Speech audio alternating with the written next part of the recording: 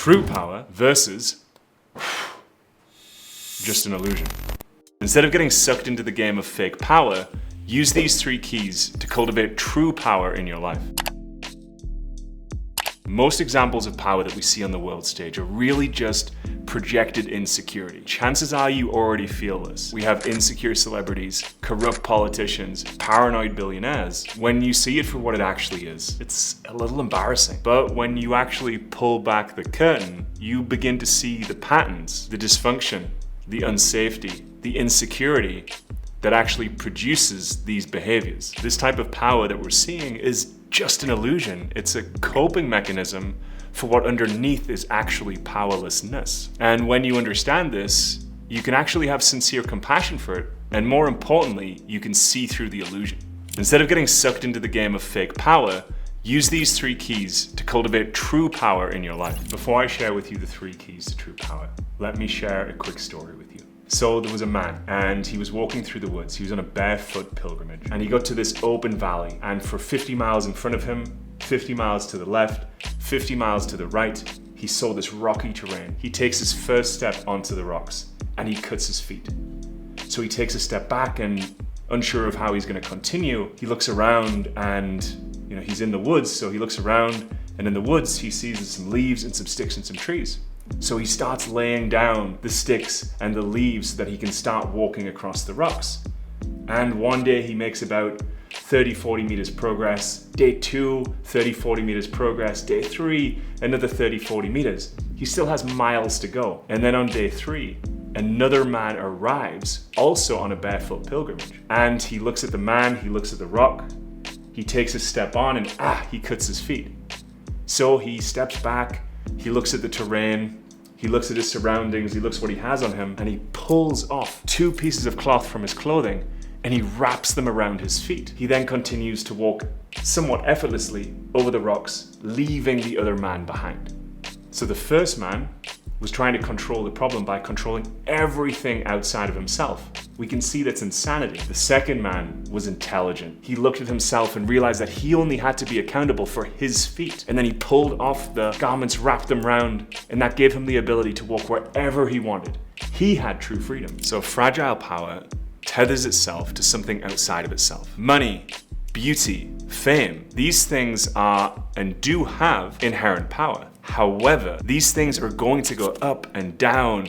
Some of them are going to completely disappear. And if you are tethering your sense of self-worth to something that is inherently unstable, that isn't true power. The power has been given outside of yourself. So instead of externalizing our power, we're going to learn how to internalize it with these 3 keys. So the first key is internalizing a sense of safety. So let me ask you this question. Could you have $100 million in your bank account and still be feeling a sense of fear, lack, general unsafety?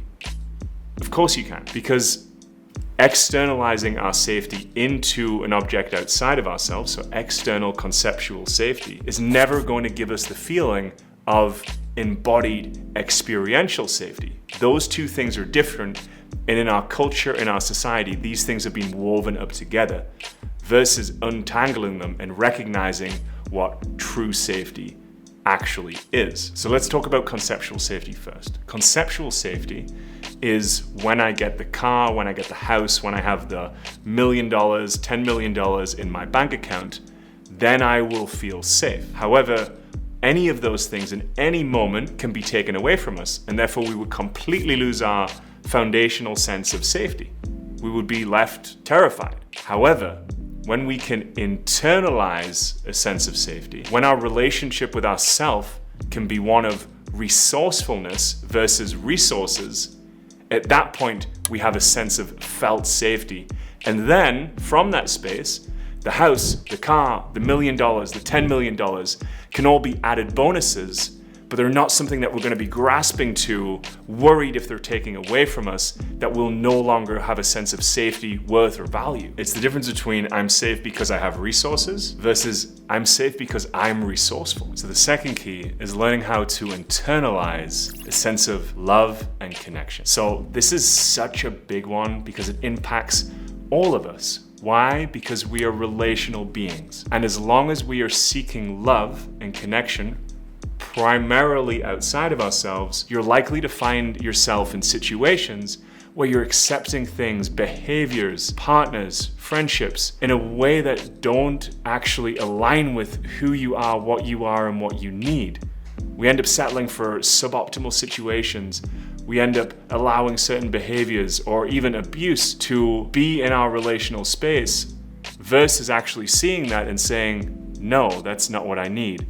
Or we can be in situations where we are needing to control our whole environment because we're really needing the approval and validation of everyone else, which ultimately ends up in us living an inauthentic life. None of that feels good. And it's not necessary, because what we can actually begin to do is learn how to internalize a sense of love and connection within ourselves. We have to learn how to love ourselves when we are with ourselves, by ourselves. And when we can do that, we can actually show up more fully in relationship. It's not that we don't want relationships, it's that we just need our cup to be full enough so that we can show up authentically, truthfully. And when you don't have the need of love and connection from other people, you have agency, you have choice. And that agency and choice is true power. So the third key is internalizing a relationship with the transcendent. This was Maslow's 8th need that he didn't actually release in his work till much later. And what he's talking about here and why this is so important is because if you believe that you're just a meat suit and that this life is finite and essentially is a kind of soulless, meaningless existence, then that's going to show up in behaviors. There's a level of fragility that exists in that type of belief system and belief structure. Whereas when we can begin to cultivate a relationship with the transcendent, whether that be through art, lucid dreaming, near-death experiences, medicine work, sincere spiritual experiences, then we start to get this connection to the wider field, into our DNA, into our cells. It connects us to the larger intelligence of the universe, the God, divinity, whatever you want to call it, not conceptually from some religious kind of dogma, but instead something that is experienced through dance, through initiation, through real lived experience. Then from that space, you start to see yourself, the world, from a different perspective. You start to have a sense of the infinite and at the same time the finite, and we get to live in the beautiful dance of those two polarities, really allowing us to enjoy the beautiful fragility of life and relationship, and at the same time have this deeper sense of safety to the infinite, that this is one of many lives, many experiences. The irony is that allows us to show up more fully. So whether you believe that or not doesn't really matter.